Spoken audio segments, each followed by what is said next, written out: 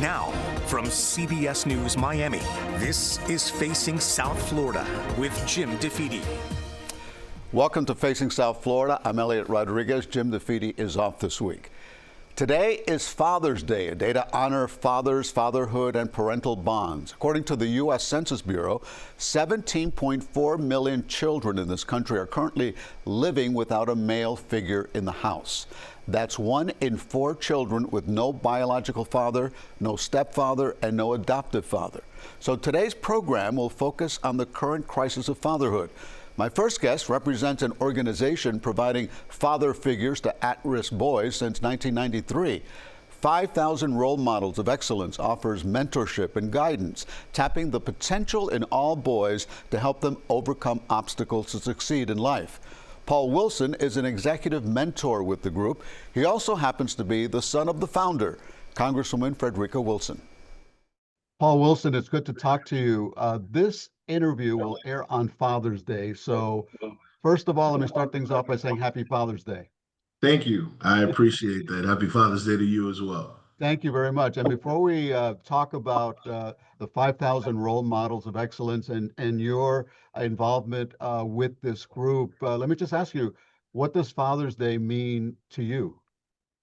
No, as I've gotten older, the feeling around Father's Day for me has changed, right? At one point, it was about celebration. When I was a new father, just super happy to be the father of 2 incredible sons. And my son's birthday actually is on Saturday, so it's always falling around on Father's Day weekend, and that was the greatest gift that I could have. But as I've gotten older, it's more about reflection, right? And it's more about looking back on, the mistakes that were made, as a father, trying to figure it out, going through the process of turning young boys into men in this world that we're living in and trying to get them to understand the importance of morals and values and ethics. So sitting back and just kind of reflecting on their accomplishments and where they are now. That's what Father's Day for me personally now means, right? I get to sit back and just reflect on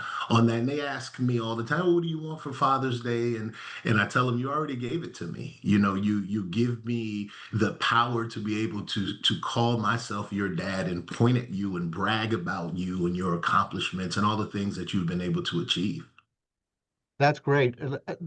Do you get concerned about what's happening now with fatherhood and the number of young boys and girls, but let's focus on boys right now, who don't have a father figure in their lives?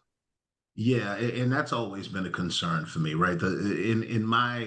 In my experience, the father is the nucleus of the family, right? The foundation of the family. And I grew up, in a single parent household. My father passed away when I was very young. And so, having to navigate through this world and figure it out, it wasn't very easy. I was lucky enough to have the mother that I have and the program that she created, the 5,000 Role Models. So I had a bunch of fathers to kind of step into that role for me when I needed it the most. But that is a very difficult road for young men to navigate growing up, without a father or a father figure in their lives to be an image of emulation for them. Okay, so in the interest of full disclosure, your mother is Congresswoman Frederika Wilson, Yes, who founded this organization, correct? yes, sir. Yes, sir. Tell me Yes, sir. about I've talked to Frederika about it, and she's done such a wonderful job. But do you remember, how old were you when she started it, and what led her to do it? Well, she started it actually when I was probably in 3rd or 4th grade at Skyway Elementary, which is now Dr. Frederika S. Wilson Elementary / Skyway Elementary. But she started this program as an elementary school principal back in 1988, 89 was the first iterations of the program at this little elementary school at the tip of Carroll City at the time, where she was tired of seeing young men, particularly minority males, right? Black and brown males, being falling victim to the criminal justice system at such an early age and falling victim to lives of crime, etc. So she rounded up the husbands of her sorority sisters and told them, hey, I need your help. I need you to show up at my school. I'm going to bring all the kids, all the young men into the cafeteria. I want you to bring any old ties that you have. At the time, we didn't have a signature tie, right? It was just the idea around these young men putting on a shirt, putting on a tie, feeling like something, right?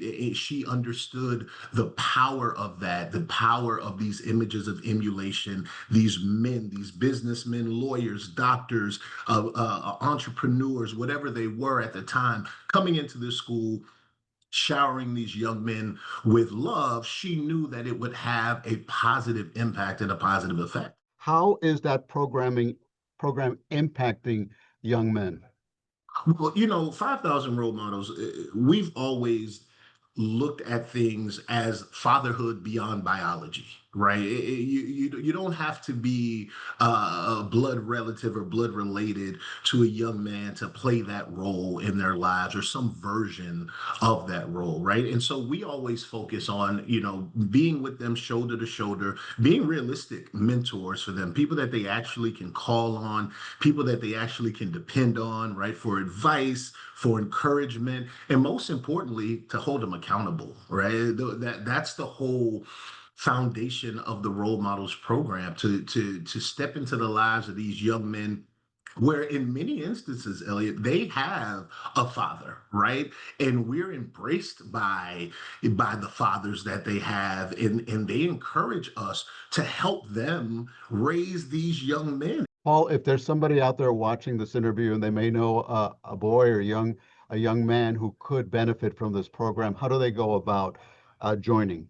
Oh, absolutely. So what you want to do is, first of all, the program runs in Miami-Dade County Public Schools, right? We're in over 100 different schools in various levels, elementary, middle, and high. My advice would be to contact your school, whether it's the counselor or an administrator there, ask if the program is there, and find that every school has a site director, a person who is responsible for enrolling new students in the program. If the school does not have a program, that's a good opportunity for you as a parent to have your voice be heard and let them know that you think that that particular respective school location would benefit from a 5,000 role model chapter. And you can also visit the website, www.5000rolemodels.com. You can also call the office at 305-995-2451 and speak to anyone that's there if you have any questions. Fantastic. All right, Paul Wilson, last question.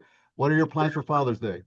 Oh man, I get to relax with my family and hang out and have a great time with my sons. Like I said, my oldest is turning 19 on Saturday before, and even though he's not here with me, I know I'll be communicating with him, and I just look forward to spending time with my sons and my wife and celebrating and being celebrated as a father. And I'm sure I'll get a lot of phone calls from my quote unquote sons across Miami and beyond, wishing me a happy Father's Day. And that's probably going to be the thing that makes me smile the hardest. You know what? That sounds like a fantastic Father's Day to me. Paul Wilson, thank you very much for joining us.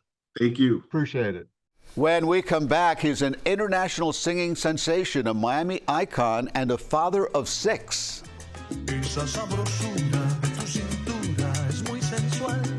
Willy Chirino joins me next. Welcome back. I'm Eliott Rodriguez. Jim DeFede is off this week. When I was planning this Father's Day edition of Facing South Florida, I wanted to focus on the important role fathers play in family life as providers, protectors, and mentors. And Willy Chirino more than fit the bill. The iconic Latin Grammy-winning Cuban salsa singer has been performing for more than 50 years and is adored by Miami's Cuban-American community. Willy is also a father of 6. So you know he's getting a lot of love on Father's Day. Willy, it is great to see you. I'm a big fan, and I wanted this opportunity to talk to you on Father's Day. This interview will air on Father's Day, so let me start by wishing you a happy Father's Day in advance. Same to you, Eliott. I'm a fan of yours too. I watch you all the time. You know, You're the best. we have a few things in common. Besides, we're both Cuban. We both live in South Florida. We love it here. I understand that you have 6 children, right? Right. And 5 grandchildren. So I have 6 children also, but mine are all girls. I have 6 girls. Oh, my God. I have 5 girls and a boy. It was Willie, my last it, try. it's amazing that we're still alive, right? I don't win any arguments in my house. Do you? No, not such thing. I want to ask you, Willie, what are your plans for Father's Day? This year, you mean? Yeah, your plans for Father's Day this year. Oh, for Father's Day get together. We do a get together at the house. We do plans involved in music because all my kids are musicians, except my boy. He's in the music world, but not as a musician. So we get together and we get guitars. I'm sitting in the piano right now, and we play songs, especially by the Beatles. You know, we're Beatle lovers, Beatle maniacs over here in the house. So we sing all kinds of Beatles songs from everywhere. All my kids love Beatles too. I gave that to them, and even to my grandchildren. Some of them love the Beatles. So we do a lot of that. A lot of songs from all types of decades and stuff like that. But it's all around music, and we eat and we plan food. 2 of my children are great cooks. Both are born the same day, 11 years apart, and they are both great cooks. So they are in charge of chefs. The sophisticated plates and all that, which I am a guajiro. I'm not a foodie guy, but they are people who really know about dishes and all that, and they prepare these wonderful dishes, and we sing music, and we have a great time. And we go to the pool, of course, because it's summer, and that's what it is, all about family and get together. That's wonderful. Let me ask you, how are you able to get your kids together? Because my daughters are grown, and most of them, they're married, they have their families, and I used to be able to get them all together for special occasions, but it's hard It is. because they have things going on in their lives. How are you able to do it? But sometimes I can't. Sometimes this year I will be able to, because I already made plans with Alana, who lives in LA, with my granddaughter Fiona, to come, especially for that for those days, that week. And Angie, who lives in Naples, right here, she's going to be able to come, and the rest live in the neighborhood. And we already planned, and we are going to be, the whole bunch is going to be here together on Father's Day. As a matter of fact, 2 of my kids, those 2 which I mentioned, my 5th and the 4th, born in the same day, is June 18th, which is in many occasions on Father's Day also. So That's right. So sometimes when that happens, my Father's Day routine goes out of the window, and we do a birthday blast. Let me ask you, do your kids ever talk to each other and say, your dad's favorite? They think you have a favorite? Because with my daughters, they think that one of them is the favorite. Now, obviously, you can't have a favorite, right? No, But do your kids think the same thing? as a matter of fact, I never heard that happen, but I do such a big effort for them not to believe that one of them is a favorite. I really try. Even posting in Instagram or Facebook, I try to match it. Posting about my grandkids, I'm very careful about that, because I don't want them to think that one is my favorite, because none of them are. I love them all equally the same. And that's one of the reasons I wanted to talk to you, because I know how much family means to you. What does Father's Day mean to you, Willie? Father's Day being about being a father, or the responsibilities about being a father, about being able to share quality time with them, being able to share my experiences, to give them the certain knowledge that I have acquired in time, because I've lived a life full of like everything, full of good things and bad things, and I want them to experience most of the good things. I won't be able to make them all good because it doesn't happen. It's impossible. But especially the kids, my grandkids, I make a hell of an effort into getting to find time for themselves, to think, to plan your life, their lives. I tell them, focus and concentrate on your life, of what you want. Find what it is that makes you passionate about, and try to think if you can make a living out of that. It's not hard. I mean, it's not simple. It is kind of hard, but if you can find it, it's one of the clues to have a happy life in the future. But in order to do that, you have to make a lot of time into not only what you want to do, but how to postulate your thoughts, how you visualize yourself into it.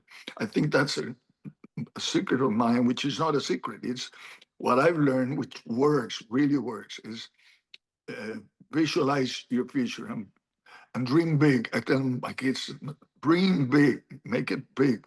See yourself as a center of something important, and plan for it. Focus and concentrate on achieving what it is that you visualize yourself being in the future.